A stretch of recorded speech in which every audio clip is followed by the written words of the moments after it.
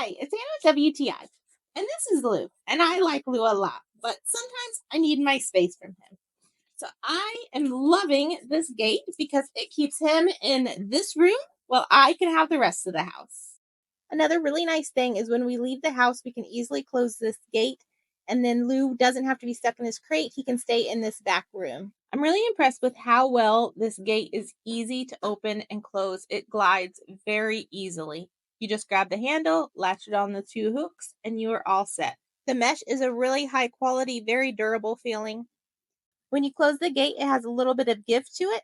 So to lock it in place where there won't be any give, you just turn this little knob, and then there's no extra give on this.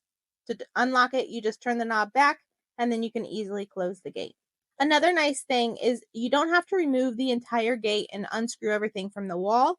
You can easily lift up both of these pieces and the whole thing comes off the wall, which is really nice when you want to clean under it. Installation was not hard at all. It comes with all the hardware you need.